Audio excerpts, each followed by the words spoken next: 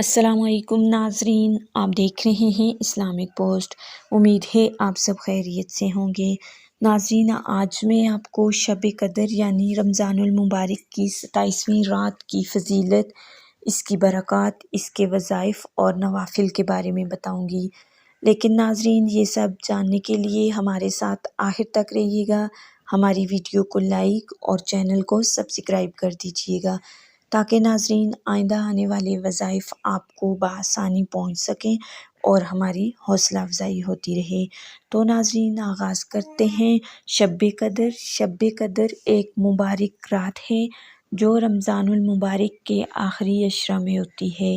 اس رات کی عبادت 1000 مہینے کی عبادت سے بھی زیادہ بہتر ہے۔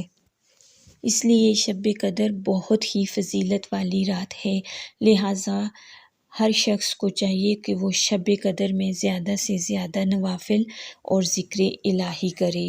نوافل کا طریقہ یہ ہے کہ 2 رکعت نوافل پڑھے اور ہر رکعت میں الحمد شریف، انا انزلناہ فی لیلۃ القدر ایک بار، سورہ اخلاص یعنی قل ھو اللہ احد 3 بار پڑھے تو اس کو شب قدر کا ثواب حاصل ہوگا، اور ثواب حضرت ادریس، حضرت شعیب، حضرت ایوب، حضرت داؤد علیہ السلام اور حضرت نوح علیہ السلام جیسا ہوگا، اور اس کو ایک شہر جنت میں دیا جائے گا جو مشرق سے مغرب تک لمبا ہو جائے گا۔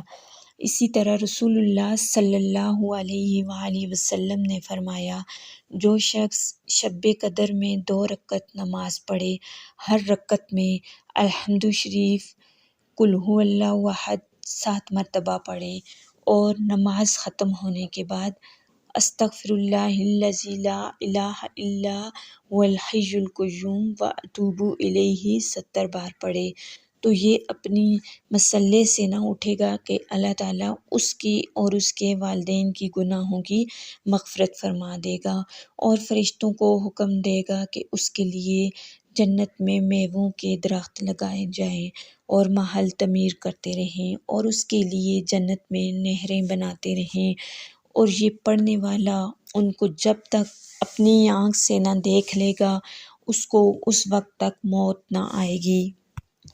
تو ناظرین، ان نوافل کی فضیلت، برکات اور ان کا طریقہ جان کر آپ کو کیسا لگا؟